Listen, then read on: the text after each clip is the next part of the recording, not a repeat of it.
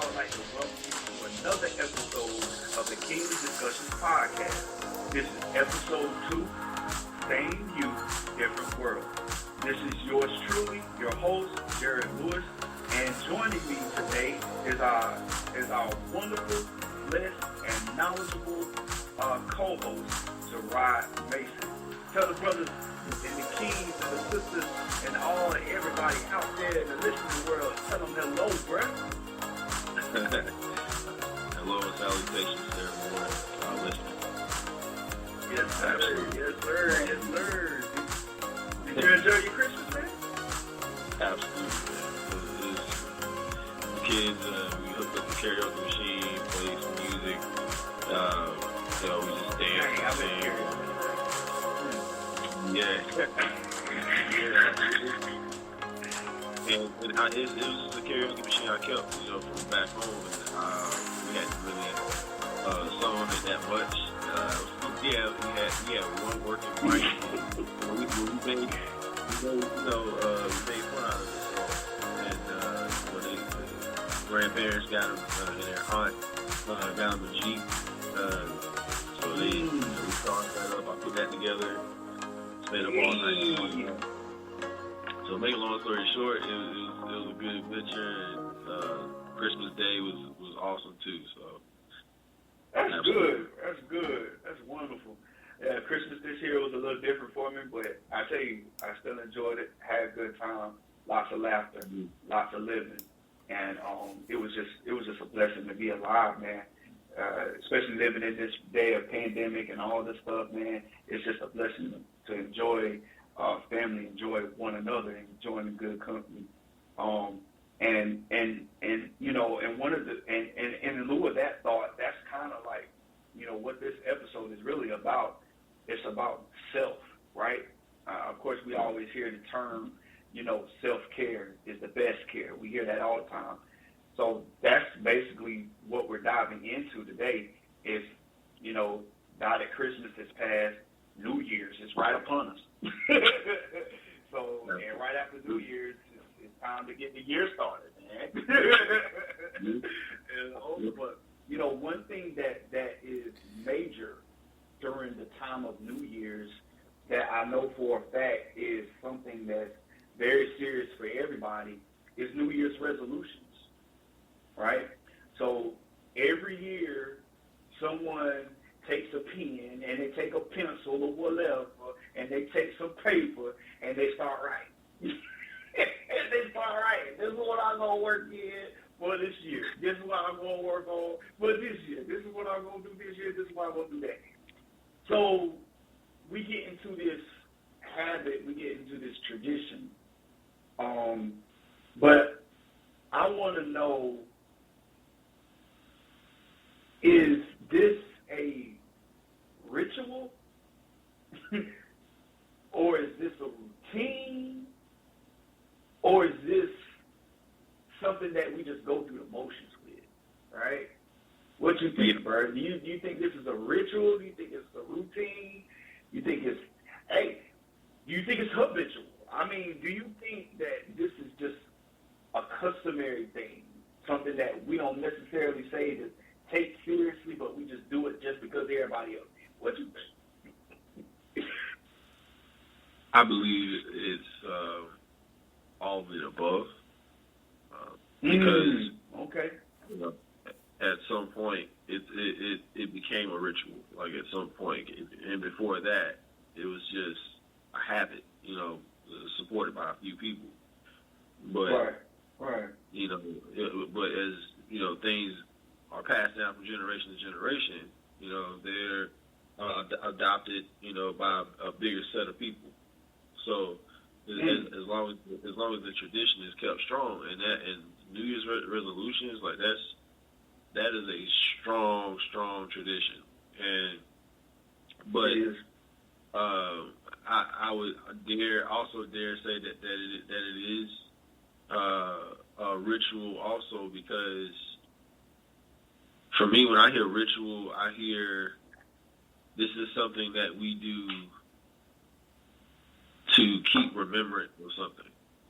So, and I think over time, that's deep. Yeah, and I think over time you come to realize that what we choose, the reason, the imagery that we have to remember or to raise homage to, it changes over time. Mm-hmm. And so, like it goes from truly being I know in most in some Indian cultures or Native American cultures, when the son became a man, the son had to pass through all 4 seasons alone. And how many seasons are in a year? 4 seasons. Man, let me get my pen and paper right quick. You dropping some gems. Let me get my pen and paper. Go ahead. So in essence, the end of the child's 4 seasons, it solidified the journey. It meant that he was not what he was when he started. So if there's any, like, if we could strip everything that we know around New Year's resolutions, we're left with a single-minded goal of being greater than I was when I started. Where I started my 4 seasons, I suppose. Being in a different, not being in the same place, not being stagnant. That's how you know the difference between that's how you can't say seasons because the seasons are within your journey. So every year you've made a round around the Earth's journey, I should say. Yeah, I mean that's pretty much really what it is. Yeah, that's really what it is. And but the trick is that when you're taking a round trip, the trick is to not end up in the same spot. Always end up somewhere higher. Yo, that's pretty good stuff right there because, like, and this is like, that's basically the challenge that exists with today because we focus too much on the variations and the variety of things, whereas focusing on our literal self to make the right decision for ourselves and actually following that thing through. Because we got fall. When we first start out, we got winter, spring, summer, and fall. So the world is always changing, right? It's going to be hot one day. It's going to be cold another day. And if you stay in North Carolina, you're going to get all these weather changes in one day. So it's going to be cold in the morning. It's going to be hot. and then it's going to turn around and be cold in the evening. So, I mean, it just goes to show you how important this stuff actually is because if you're not careful, what will happen is that you will lose yourself. You will differentiate from you. You will change because the world is changing, right? So, and I'm not saying that that's a bad thing. People don't have to necessarily, they don't have to necessarily change as time goes through the hourglass, so should the days of our lives.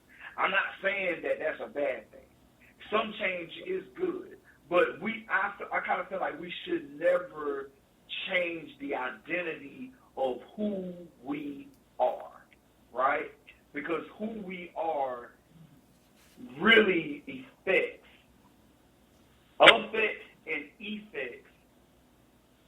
the people that are around us. So if we lose us, everybody else around us is lost.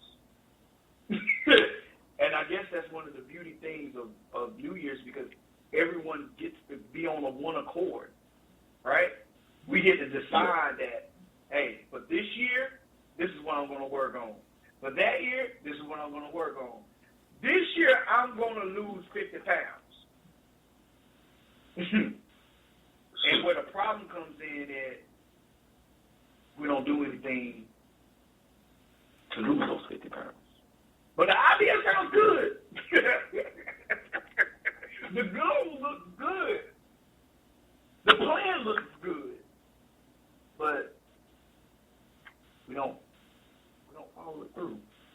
And I think that's one thing that we have to really start focusing on is taking care of ourselves and making sure that we're following through on the things that we do.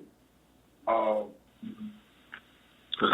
And I guess, bro, the hardest part is knowing within yourself, and I guess this is where I kind of pass the baton to you a little bit. Where does one say that change needs to happen now? Does change need to happen now, or does change need to happen later? Where does one get to say it's time to change? Because we continue to put ourselves in routine, but if that routine don't work, there's no point of following it through. So where does one actually say that now is the time to change? Now is the time to stop coming up with just ideas. Where does one say, okay, all right, enough is enough. It sounds good, it looks good, it feels good, but it doesn't work. Where does one get to say change is necessary? It's kind of a hard question. Well, I think this is something very personal to me because I've recently been in this probably still evolving in it, and that is having ideas, having things that sound good on paper, but when it comes to executing them, it's much more involved. Rather than just putting a few pieces in play and just sit back and just waiting for the result. There's a grunt work you have to do. There's sacrifices you have to make, and you have to make a decision. This is me coming to, a man coming to what it takes to be a man of your word. I mean, whatever dreams or aspirations that you profess or you, whatever dreams or aspirations that won't leave you alone, that keep you up at night, is your, in my opinion, that is your calling. That is something that has chosen you to go and do and make something out of it. And most times it's not for us, it's for somebody else. So those just realize that those New Year's resolutions, they're going to require New Year's routine, New Year's just substituting anything and everything around what stops you from reaching your goal, or even beginning to work on your goal. I think I think that makes good sense, bro, because a lot of people they won't like. I've seen this trending thing on TikTok and Instagram. It's about this. It's a video about this health coach. He's a fitness coach, and he's basically pretty much really not necessarily to say fussing, but he's pretty much really just getting in the motion and the notion to his people that are listening. Hey, I'm not dieting because I want to diet. All right? I'm not working out just to lose weight. I'm doing all of these things for a reason. I'm doing it because this is what is a necessity, and this is what needs to happen. So I don't do all of this just for one reason. I do it because of the bigger picture and what really matters at the end of the day. And bro, do we have a commitment issue? Do we need to take like the yellow tape, the orange tape that they do at the crime scene and investigative places? Do we need to take off some of our lives and just take a self inventory and be like, man, maybe I have a commitment issue. Maybe I haven't differentiated what is a want, what is a desire, and what is a need. Maybe my life is just crammed up with all this in one, right? Like, when do I say, enough is enough? Because everything is just piling up on me at one time. And I just, one thing as a culture that I really wish that, we would do, I don't know how you feel about this, bro, but one thing I really wish that we would do is just every year, if we're gonna do and make change, let's start first at home. Because if we don't take care of home, then it's gonna be hard. It's gonna be real hard to make change and make positive impact at other places if you don't take care of home. How do you feel about that? Do you think a lot of our issues start at the house, or is it just absolutely, not following through or commitment issues? It might be a little bit of both. What you think? I believe it absolutely has to do with it starting at home. Like it especially when you're talking about values that are hard to keep out of public, because the public, the public at large, more and more today does not believe in being wholesome, having values, having a moral code. We just don't care about that moral compass, bro. Yes, sir. Yeah, absolutely. The more that we don't care as a people, I'm talking white, black, green, blue, yellow, whatever. The more and more we become less focused on that, and the lower pedestal we keep putting those things on, the harder it's going to be for our children to hold on to those values when they're surrounded by people or children who have been taught otherwise. So it becomes even more important for it to start in the home. So that's just case in point. Like, just look at society around us. We're going in the opposite direction as far as our morality.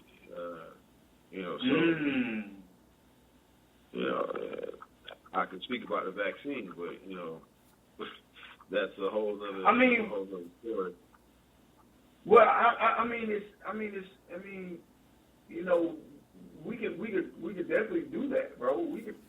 Everything is definitely on the plate here because, like, you and I have had personal conversation and discussion as it refers, to the vaccine and how it affects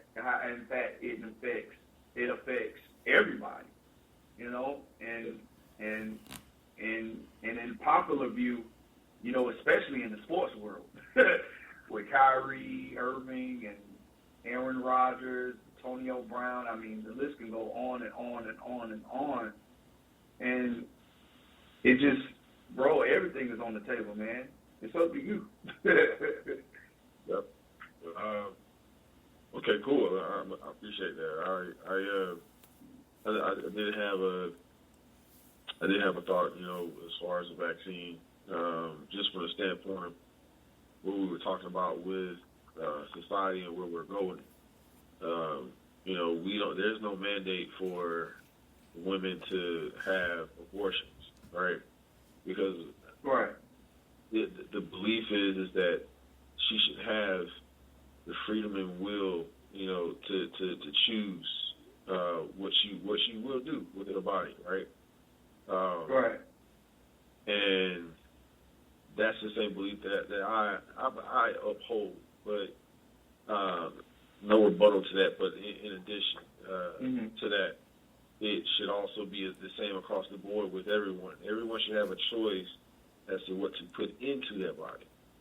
If you don't want the vaccine, then okay, you just maybe you won't get to go to such place, and it'd be fine. It'd be completely fine. But to mandate it for your place of work, it is a little. I see the position because they don't want to put people at jeopardy at work.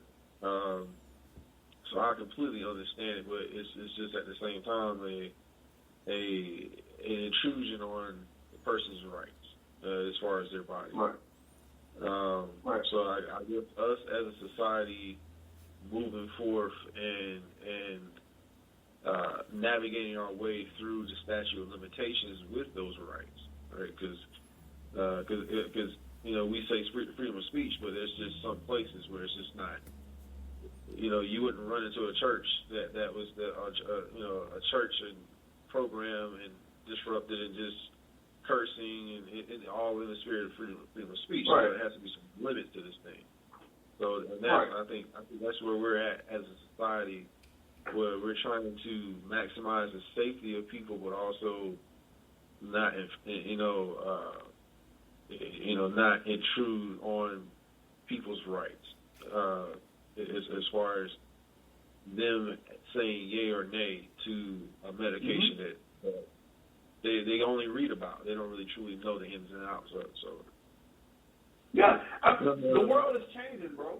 The world is always changing. Like, and that's, you know, it's this. Even though the world is changing, that doesn't mean that we have to lose our self-identification. Like, if you feel as a person. Now, for me, you know, at first I was a little reluctant to the vaccine, but you know, after COVID, you know, I started taking some things into consideration. I was like, maybe I would have been able to fight it better if I had the vaccine, because the vaccine doesn't, per the CDC, the vaccine doesn't make you it doesn't make you invisible to COVID, but it helps you fight it, right? So, you know, I definitely encourage anyone that might be struggling with that decision-making process to get the vaccine, especially if you are a public person. But that doesn't mean that you should be forced, right? And I think that's a little bit on the line of where, you know, you're kind of trying to get everyone to see, which is a strong and valid point. You know, there are certain things that shouldn't require a mandate. We shouldn't have to be forced to pay tithe. But you hear the pastor and you hear the deacon board, you hear the trustee board, every Sunday on virtual or every Sunday y'all going to church asking for money.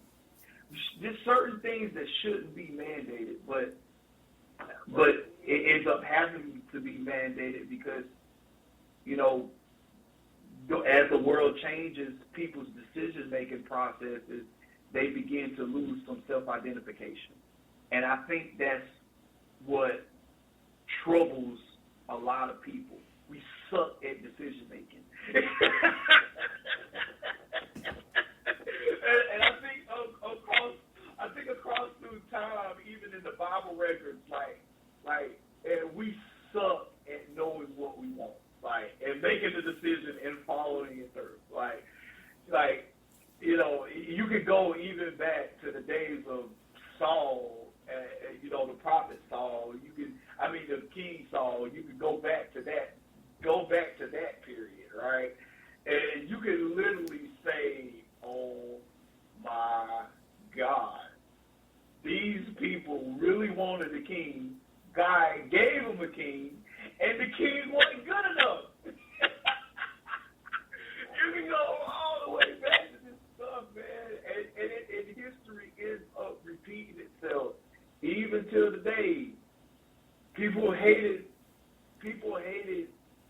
the idea. People hate the idea that I have the freedom of speech, but don't use the power of decision making. Right? Yeah. We don't use the power of decision making. We would much rather be told what to do as opposed to making a conscious choice and decision and following through with it. Right? You know, we put ourselves in a lot of situations that we don't necessarily have to, but we do it. A lot of us are afraid to go look into a mirror because the mirror is going to do what? It's going to show you exactly what it sees. But then we get little spikes in the modern era like selfies, Snapchat, Instagram, Facebook, which they incorporate you to look into some kind of electronic device to mirror what it sees. And whether you look toe back or whether you look good, it's going to show you what it sees. But a lot of people struggle with that. And we shouldn't be afraid to look in the mirror.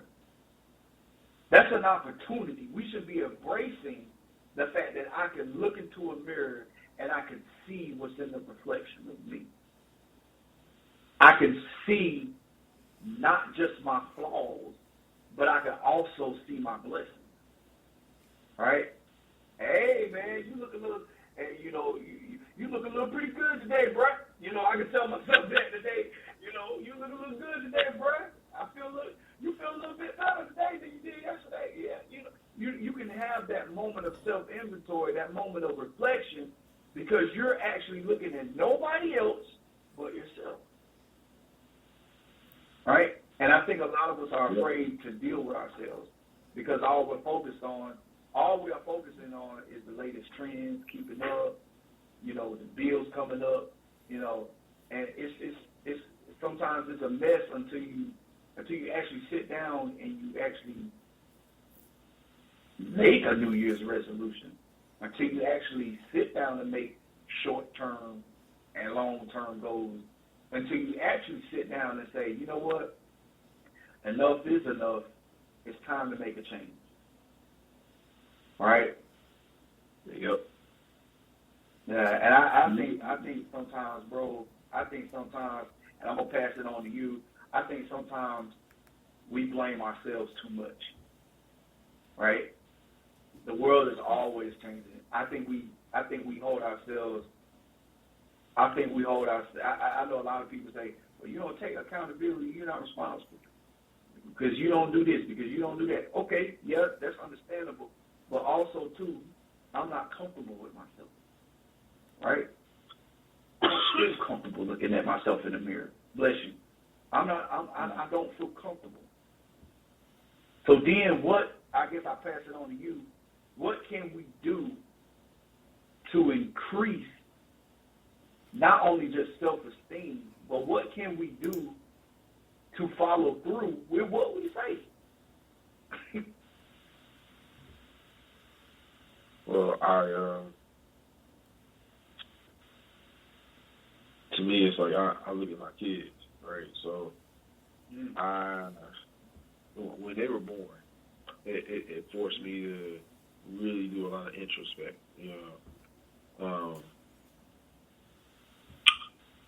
just and, be real. And heavy on the force, right? Heavy on the force.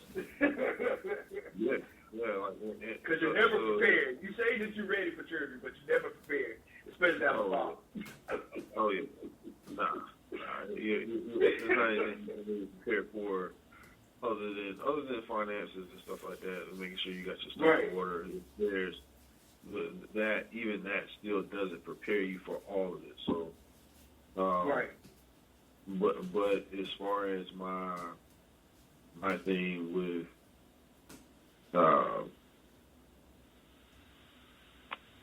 as far as my thing with that, man, it's Yeah. how you get yourself to do what you say you're going to do is you just realize that you want to be a man of your word. And it doesn't mean that you come through 100% of the time, but it means that you gave 100%. You did all that you could do to keep your word. All that you could do.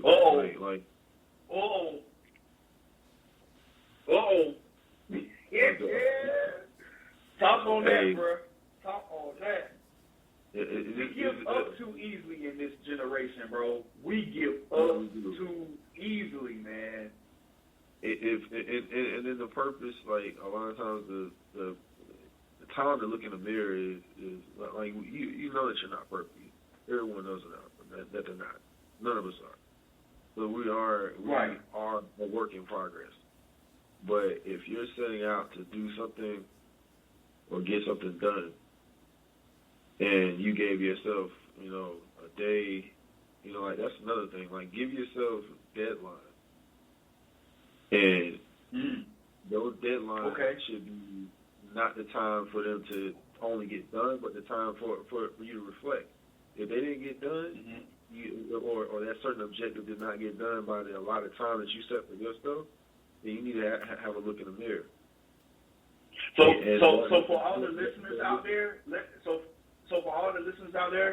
let's be clear. So number one, how you go from not doing nothing to something. Number one, you put forth the effort.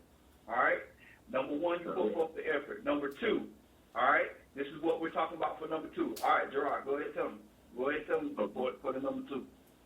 Okay, and for number two, it's just going to be reflecting at the right time. But having a goal set, having a goal that you have gone out for, you have gone after, you've given yourself a deadline, at the beginning. It did or did not, happen, but you are examining yourself in the mirror, for that purpose. Like not just looking at yourself, hoping that you see something that you want to see, randomly, and then you don't see it, and you be disappointed. But no, like setting a goal first, a goal or two, or whatever. Giving yourself a deadline, a realistic deadline to get it done, and then coming back to that mirror and looking at yourself, inwardly, looking at yourself, and you'll be able to tell yourself, you know what, I didn't do all that I could have, and it was here. Or you'll be like, if you can look yourself in the mirror and be like, I did everything that I could, then even though you didn't get it done, you are a man of your word, because a man of his word is never going to give 90%, never going to give 99.99. He's going to give 120. And that's deep, bro. You want that guy working for your company. You want it because that's the guy that's gonna. If he don't know how to do it, he's gonna have four other potential guys with insight that can do it. That's why deep, bro. Like a lot of the CEOs, they have this same mindset, but they don't have. And like we can't get upset with them, bro. They only got a high school diploma, but they run it. Yeah.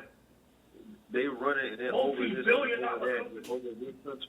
Exactly, because they got the mindset. If I don't know, I got others that do know. I'm not smart, and it's like, but I got smart people working for me. I'm not smart, but I got smart people working for me in this arena, right? or in that field. So, just knowing, being a good judge of character. To be a good judge of character of other people, you gotta be a good judge of character of yourself. Right. How you gonna manage other people if you can't even manage yourself?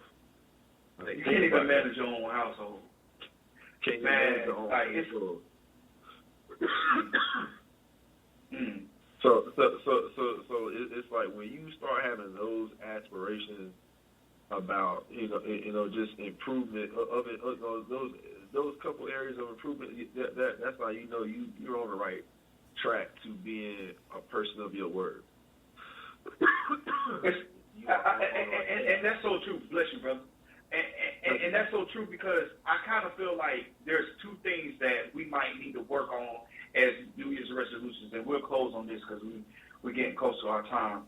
So consistency and commitment, right?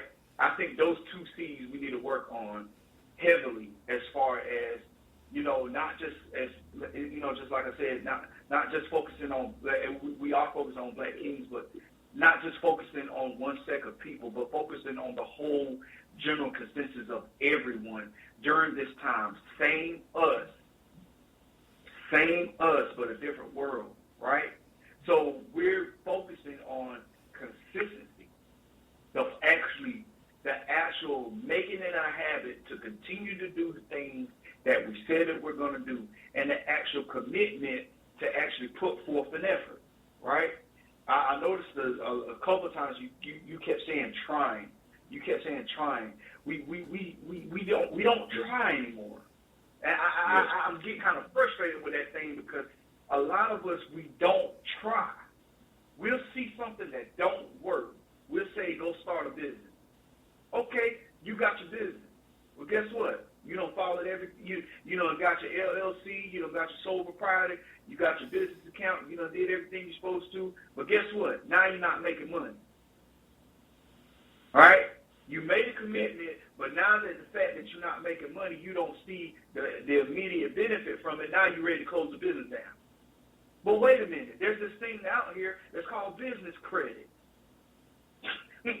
There's this thing out here called a business profile, where you can write off certain things as an independent business, write things off on your independent business to give you a tax break as an individual person. So even though you're not making immediate cash, you are making it comfortable for yourself, having a business that doesn't generate the money that you want to see, but you're actually benefiting from it because you have business credit established that's able to supply with the things that you need.